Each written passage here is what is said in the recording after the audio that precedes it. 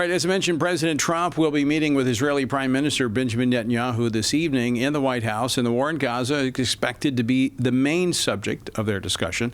On Friday, President Trump told reporters he was very optimistic that a ceasefire hostage deal between Israel and Hamas could be struck this week, but he acknowledged that the situation changes from day to day.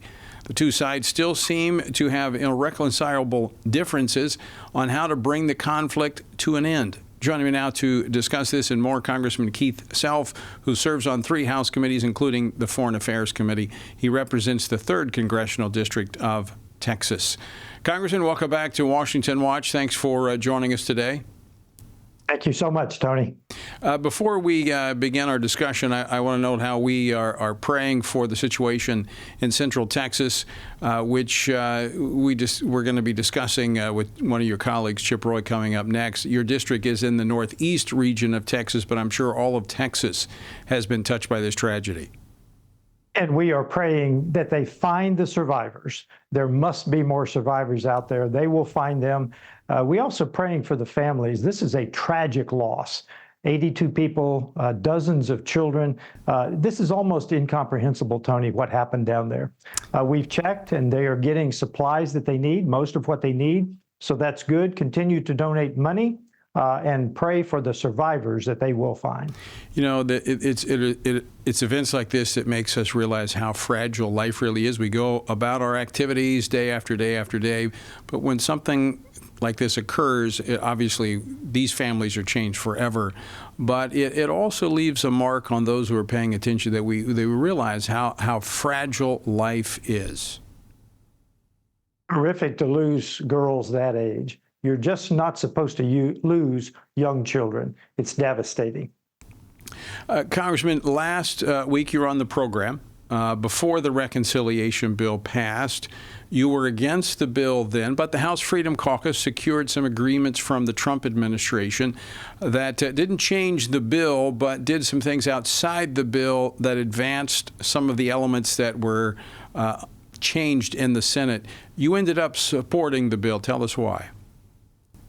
Well, I supported the bill because we went through the permutations of the Senate, the individual senators, and there was no way that we were going to get anything back from the Senate that would have been an improvement. It just was not going to happen.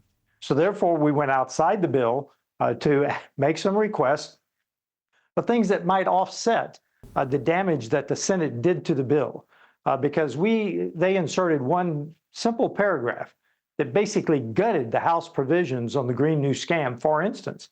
So we got some things that I can't yet talk about, agreement, and we will see how they work going forward, that there are more cost cutting across the federal government. Tony, there are lots of places to cut costs across the federal government, as you know.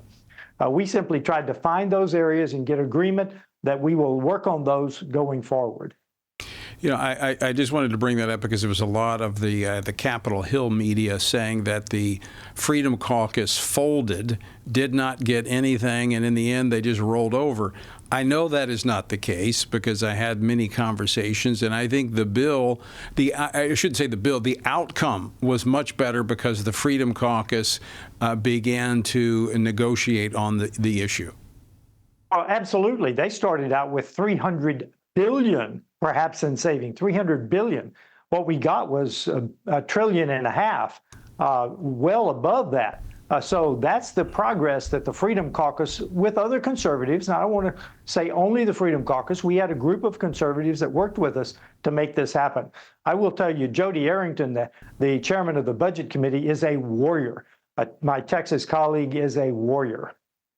Yeah, and I know that, as you said, there's some things you can't talk about, but some of the social issues that were of concern that were taken out in the Senate were also going to be addressed. We look forward to that coming out in the public here in the very near future to see what the administration has agreed to.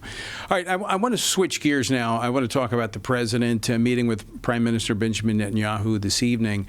You know, Hamas has been the one turning down proposals, these peace proposals that have come to the table. But given what we saw happen with Iran and how Israel has crippled the Hamas military infrastructure, is the message getting through to Hamas that it's time for them to bring this war to an end?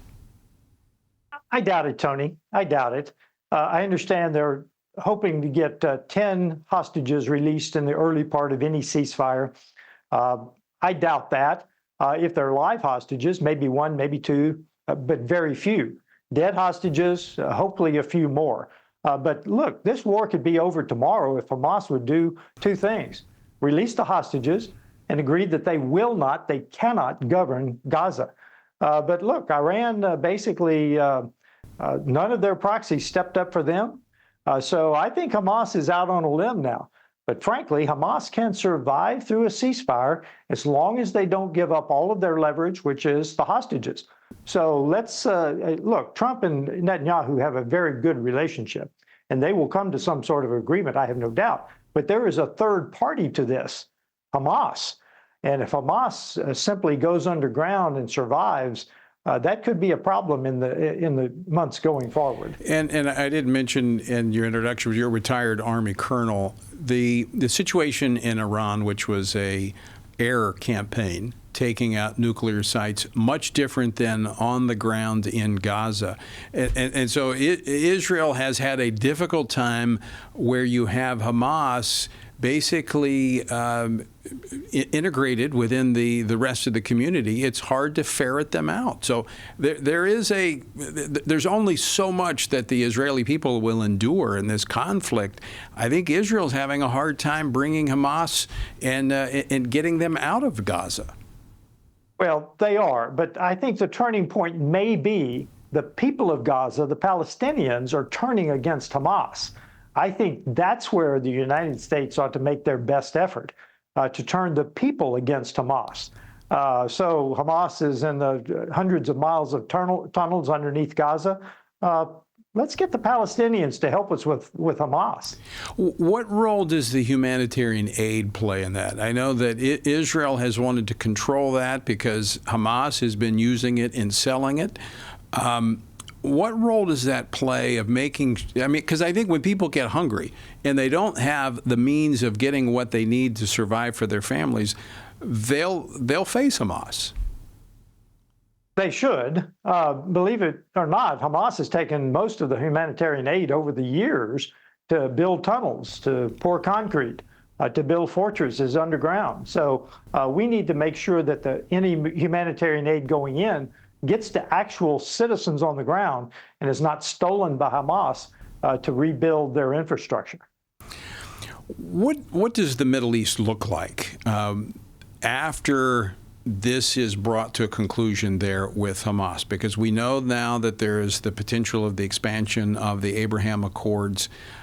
This is not something we were looking at 18 months ago. The Middle East is a whole new, it's a whole new situation.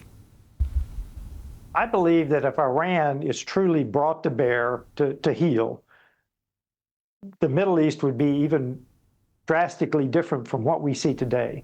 Abraham Accords would grow with numbers of Sunni Muslim nations. Iran would be down. We have Shia Iran governing 2 less countries. And if we can defeat the Houthis in Yemen, 3 less countries, I think this could be a totally different Middle East. If Iran agrees to forego their Hamas, Hezbollah, their support for them, this could be an entirely different Middle East from what we're even seeing today, Tony. And this could be a monumental change. Where do you see Turkey factoring into the Middle East going forward? Well, as you know, I'm the chairman of the Europe Subcommittee on Foreign Affairs, so Turkey is a major issue for us today. Turkey has one of the largest armies in NATO. They participate in NATO operations, but they also keep an eye on Syria. They want to play a major role in the Middle East. I'm not sure which way Turkey is going to go, toward NATO to be a solid NATO partner, or turn to the Middle East to try to be one of the major Muslim nations in the Middle East. I encourage Turkey to stick with NATO. They're an important ally with a large army. But Syria, the power vacuum in Syria is an issue with Turkey. And if they go and try to be one of the big players in the Middle East, I think it will hurt their participation in NATO. I encourage Turkey to stay with NATO, and let's get Turkey and Israel back on good terms, particularly vis-a-vis Syria, because the Russians still want to play in the Middle East. Now, they've moved some of their bases from Syria over to Libya, but we need to keep Russia out of the Middle East as much as we can. And America's way forward is through diplomatic relations, economic development in the Middle East. Would you agree? Well, economic development can be handled by the oil-rich states in the Middle East. I'm not for a lot of American taxpayer dollars going into the Middle East. We need to make sure that the Sunni Muslim nations that are so rich over there with oil and gas money, they lead the reconstruction efforts in the various areas, and they're the ones that can return economic stability to the area. Congressman Keith Self, always great to see you. Thank you so much for joining us today.